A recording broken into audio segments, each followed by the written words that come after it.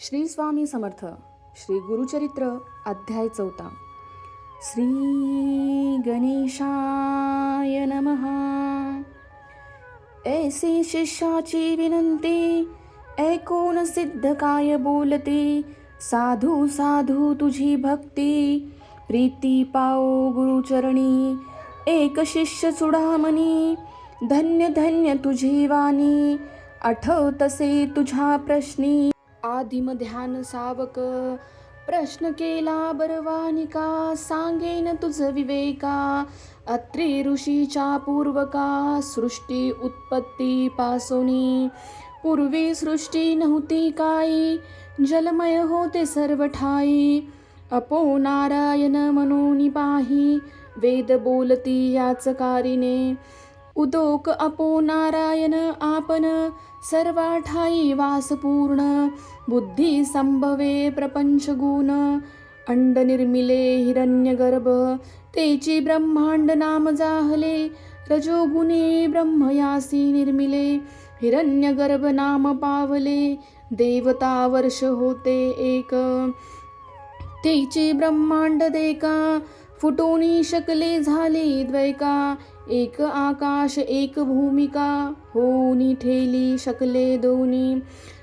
ब्रह्मा तेथे उपजून, रचली 14 भुवने. 10 दिशा मानस वचन, काळ काम क्रोधादी सकळ. पुढे सृष्टी रचावयाशी, सप्तपुत्र उपजवी मानसी. नामे सांगेन परियसी, 7 जण ब्रह्मपुत्र. मारीची अत्रि अंगिरस, पुलस्त पुलह कंत वसिष्ठ. सप्तपुत्र जाहले श्रेष्ठ, सृष्टी करता ब्रह्म जाना. सप्त ब्रह्मपुत्रामधील, अत्रि तेथुनी पीठ गुरु संतती. सांगेन एक एक चित्ती, सौभाग्यवंता नामधारका. अत्रि ऋषीची भार्या, नाम तिचे अनुसया. पतिव्रता शिरोमणिया, जगदंबा तेची जाना. तिचे सौंदर्य लक्षण, वर्णू शके सा कोण. जिचा पुत्र चंद्र आपण, तेची रूप केवी सांगो. पती सेवा करी बहुत, समस्त सुरवर भयाभीत. स्वर्गेश्वर्य घेईल त्वरित, मनोनी चिंतित मानसी. इंद्रादी सुरवर मिळूनी, त्रिमूर्ती पाशी जाऊनी. विनविताती प्रकाशुनी, आचार अत्रि ऋषीचा. इंद्र म्हणे स्वामिया, पतिव्रता स्त्री अनुसया. आचार तिचा अगम्य, काय सांगो विस्तारून. पती सेवा करी भक्तीसी, मनोवाक्याय मानासी. अतिथी पूजन महाहर्षी, विन्मुख नवे कवने काळी. तिचा आचार देखुनी, सूर्य भीतसे गगनी. उष्ण तिचे लागे म्हणूनी, मंद मंद तपतसे. अग्नी झाला अतिभीत, शीतळ असे वर्तत. वायूला झाला भयचकित, मंद मंद वर्ततसे. भूमी आपण भिवून देखा ब्रह्म, नम्र जाहली तिची पादुका. शाप देली म्हणून ऐका, समस्त आम्ही भीतोस. नेनो घेईल कवन स्थान, कवन देवाचे हिरोण. एखाद्या ते वर देताची जाण, तोही आमुते मारू शके. त्यासी करावा उपाय, तू जगदात्मा देवराय. जाईल आमुचा स्वर्ग ठाय, म्हणून तुम्हा सांगो आलो. न कराल जरी उपाय यासी, सेवा करू आम्ही तिसी. तिच्या द्वारी अहर्निशी, राहू चित्त धरुनी. ऐसे ऐकुनी त्रयमूर्ती, महाक्रोधे कांपती. चला जाऊ पाहून कैसे सती, पतिव्रता म्हणता ती. व्रतभंग करुणी तिसी, ठेवूया येऊ भूमिसी. अथवा वैवस्वतालयासी पाठवू म्हणून निघाले. सत्व पहावया सतीचे, त्रयमूर्ती वेश धरी ते भिक्षुकाचे. आश्रमा आले अत्रीचे, अभ्यंगत होऊनी. ऋषी करावया गेला अनुष्ठान, मागे आले त्रयमूर्ती आपण. अनुसेची आश्वासून, अतिथी आलो आपण म्हणती. क्षुधे करूनी बहुत पीडून, आलो आम्ही अतिथी. त्वरित द्यावे सते अन्न, अथवा जाऊ अनेक ठाया. सदा तुमच्या आश्रमात संतर्पण अभ्यागत. ऐकली आम्ही ख्याती विख्यात म्हणून आलो अनुसये. इच्छा भोजन दान तुम्ही देता म्हणून ऐकले आम्ही. ठाकोनी आलो याच कामी इच्छा भोजन मागावया. इतके ऐकूनी अनुसया नमन केले अतिथी विनया. बैसकार करुनिया क्षालन केले चरण त्यांचे. अर्ध्यपाद्य देऊनी त्यांशी अक्षदा पुष्पेसी सवेसी. म्हणतसे ऋषी आगरोग गण साजिरे. अतिथी म्हणते तया वेळी करुणी आलो आपण अंघोळी. ऋषी येता बहुता वेळी त्वरित आम्हासी भोजन दावे. वासना पाहुनी अतिथे ते काय केले प्रतिव्रते ठाव. घातिले त्वरिते केले तेथे बैसकार. बैसोनी पाटावरी घ्रतेसी पात्र अभिधारी. घेऊनी आले आपण क्षिरी शाक पापतये वेळी. तिसी म्हणते अहो नारी आम्ही अतिथी आलो दुरी. देखुनी तुझे रूप सुंदरी अभिष्ट मानसी. अनेक वसे नग्न होऊनी आम्हासी. अन्न वाढावे परियसी अथवा काय निरोप देसी. आम्ही जाऊ नाही तरी ऐकून अतिथीचे वचन. अनुसया करी चिंतन आले विप्र पहावया मन. कारणिक पुरुष होतील पतिव्रता शिरोमणी. विचार करी अंतःकरणी अतिथी विन्मुख तपोहानी. पती निरोप केवी उल्लंघू माझे मन असे निर्मळ. काय करील मन्मथ खळपतीचे असे तपफळ. तारील मज मन तसे ऐसे विचारून मानसी. तथास्तु मने तयासी भोजन करा स्वच्छेसी. नग्न वाढून म्हणतसे पाकस्थाना जाऊनी आपण. चिंतन करी पतीचे चरण वस्त्र फेड. स्वचित्तेसी नग्न वाढीन म्हणतसे पाकस्थाना जाऊनी आपण. चिंतन करी पतीचे चरण वस्त्र फेडूनी झाली नग्न. म्हणे अतिथी बाळे माझी नग्न होऊनी सती देखा. घेऊनी आले अन्नोदका तव तेची झाली बाळका. ढाया पुढे लोळती बाळके देखुनी अनुसया. भयचकित होऊनिया पुनरपि व्रस्तेने सुनिया. आली तया बाळकांपाशी रुदन करीती तिन्ही बाळा. अनुसया राहावी वेळोवेळ क्षुधार्त झाली केवळ. म्हणून कडे घेतसे कडे घेऊनी बाळकांसी. स्तनपान देतसे हरसी. एका सोडूनी एकास निवारण करी क्षुधेचे. पाहे पानवल काय घडले त्रयमूर्तीचे बाळक झाले. स्तनपान मात्रे क्षुधा गेली तळफळ ऐसे प्रतिवर्तेचे. ज्याचे उत्तरी 14 भुवन सप्त समुद्र वाढवाग्रिज जान. त्याची क्षुधा निवारण पतिव्रता स्तनपान मात्रे. चतुर्मुख ब्रह्मायासी सृष्टी रचने अहर्निशी. त्याची क्षुधा स्तनपानेसी केवी झाली निवारण. भाळाक्ष कर्पूर गौर पंचवर्ण काळाग्निरुद्ध. स्तनपान करावी अनुसया सुंदर. तपस्वी हो अत्री ऐसा. अनुसया ईशी अत्रीचे रमणी. न होती मागे ऐकली कवनी. त्रयमूर्तीची झाली जननी. ख्याती झाली त्रिभुवनी. कडे घेऊनी बाळकांसी खेळविते तिघांसी. घालुनिया बाळका पालिनेसी. पर्यदे गायी तये वेळी. पर्यदे गाय नाना परी. उपनिषिधार्थक अति कुसरी. अति उल्लासे सप्तस्वरी. संभाखितसे त्रिमूर्तीसी. इतिके होता तये वेळी. मध्यान्हकाळी अतिथे वेळी. अत्रि ऋषी अति निर्मळी. आले आपुले आश्रमा. घरात आला अवलोकित. तये देखिले अनुसये गात. कैसी बाळे ऐसे म्हणत पुसतसे तये वेळी. तिने सांगितला वृत्तांत. ऋषी ज्ञाने असे पाहत. त्रिमूर्ती हेच म्हणत नमस्कार करीतसे. नमस्कार करिता अत्रि देखा संतोष विष्णू वृषनायका. आनंद झाला चतुर्मुखा. प्रसन्न झाले तये वेळी. बाळे राहिले पाळनसी. निजमूर्ती ठेवे सन्मुखीसी. साधू साधू अत्रि ऋषी. अनुसया सत्य प्रतिव्रता. तुष्टलो तुझिया भक्तीसी. वर माग जे इच्छिसी. अत्रि म्हणतसे सतीशी. जे वांसिसी ते मागा आता.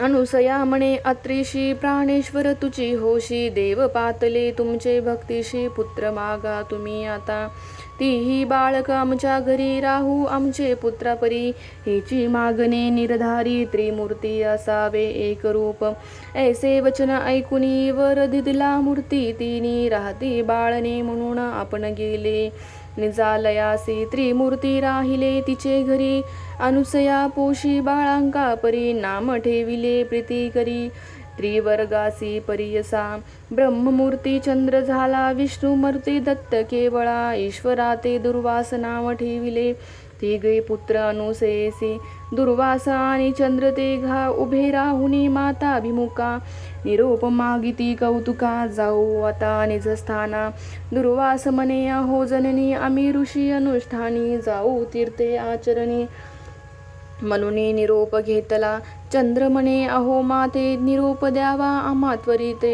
चंद्रमंडळी वासा मुते नित्य दर्शन तुम्हा चरणी तिसरा दत्त विष्णुमूर्ती असे तुम्हा ते धरुणी चित्ती त्रिमूर्ती निश्चित म्हणून सांगती हे मनी धरावे तुम्ही त्रयमूर्ती तोची जाण दत्त सर्व विष्णुमय जगत राहील धरुणी तुमचे चित्त श्री विष्णुमूर्ती दत्तात्रयो त्रयमूर्ती ऐक्य होऊन दत्तात्रय राहिला आपण दुर्वास चंद्र निरोप घेऊन गेले स्थाना आपुलाले अनुसेच्या घरी देका त्रयमूर्ती राहिली मूर्ती एका नाम दत्तात्रय ऐका मूळ पीठ श्री गुरुचे ऐसे परिसिद्ध देका सांगे कथा नामधारका संतोष करुणी प्रश्न ऐका पुसतसे सिद्धीसी दत्तात्रयाचा अवतारू सांगितला पूर्वपारू पुढे मागितले अवतार जाहले गुरु कौने परी निरूपावे विस्तारुनी बाळकासी सांगावे स्वामी प्रीतीसी श्री गुरु मरुती अवतार जाहले कैसे अनुक्रमे निरूपावे मने सरस्वती गंगाधरू पुढील कथेचा विस्तारू ऐकता होय मनोहरू सकळाभिष्टे लादती इति श्री गुरुचरित्रमृते परमकथा कल्पतरो श्री नरसिंह सरस्वते पाख्याने सिद्धनामधारक संवादे त्रयमूर्ती अवतार कथन नाम चतुर्थोऽध्याय श्री गुरुदत्तात्रय प्रणमस्तु श्री गुरुदेव दत्त भाविक श्री गुरुचरित्र अध्याय 4 याचा मराठी भावार्थ ब्रह्मदेवाने आपल्या मनातून 7 मानसपुत्र निर्माण केले मारीची अत्री अंगिसर पुलस्त पुलक कृतू आणि वसिष्ठ या 7 पुत्रापैकी अत्री हा मुख्य त्याच्यापासून गुरुपरंपरा चालू झाली अत्री ऋषीच्या भार्या अनुसया ही सर्व पतिव्रतात श्रेष्ठ व जगदंबा होती तिच्या सौंदर्याचे लक्षण वर्णू शकले असा कोणी नाही प्रत्यक्ष चंद्र जिचा पुत्र तिचे रूप काय वर्णावे ती पतीची उत्तम सेवा करीत असे ती स्वर्गाचे ऐश्वर्य लवकरच घेईल म्हणून सर्व देव भयभीत झाले व चिंता करू लागले इंद्र आदी देव एकत्र येऊन ब्रह्मा विष्णू व शंकर यांच्याकडे गेले आणि त्यांनी अत्री ऋषीचे शुद्ध आचरण वर्णन करून प्रार्थना केली अत्री ऋषींची पत्नी अनुसया काया वाचा मने व भक्तीने पतिसेवा करते तसेच अतिथी पूजनही मोठ्या आनंदाने करते कोणीही अतिथी त्या आश्रमातून विमुख गेला नाही अशी तिची ख्याती होती तेव्हा आमचे स्वर्गस्थान टिकून राहण्यासाठी आपण काही उपाय करावा असे सर्व देव विनवू लागले हे ऐकून ब्रह्मा विष्णू महेश हे पतिव्रता अनुसयेचा व्रतभंग करून तिला भूलोकी ठेवून किंवा विवस्थवनाचा पुत्र जो यम त्याच्या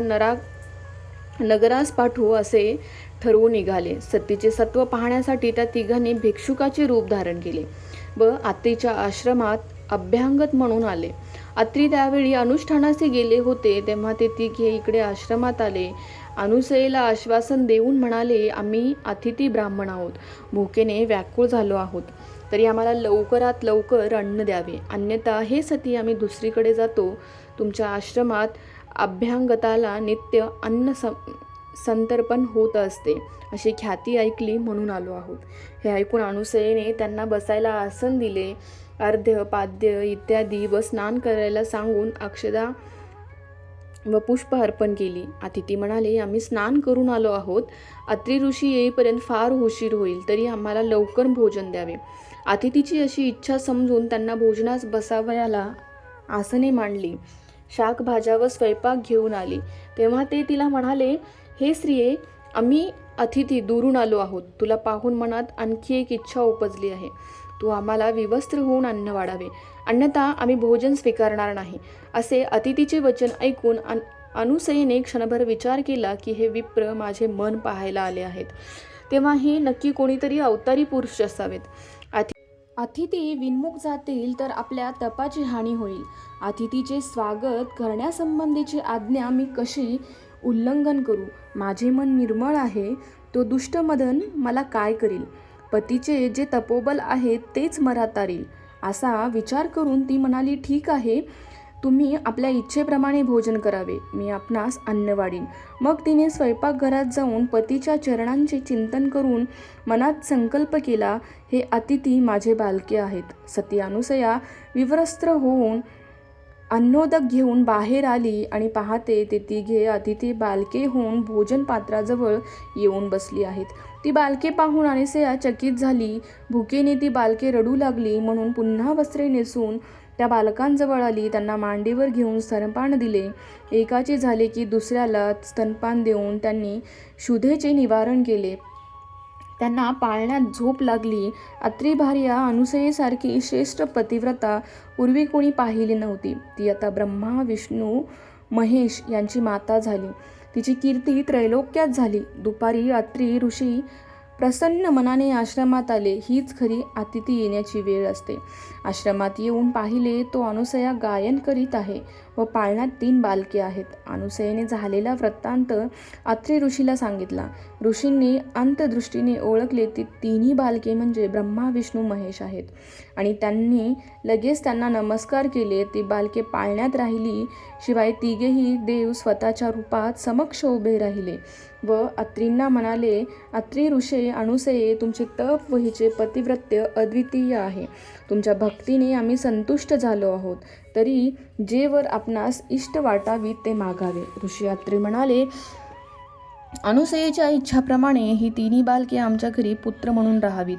या 3ही बालकांनी एक रूप असावे. त्याप्रमाणे अनुसयेच्या घरी त्रिमूर्ती एक बालक म्हणून राहिले. त्याचे नाव दत्तात्रेय असून सिद्धगुरूचे मूळ पीठ तेच आहे.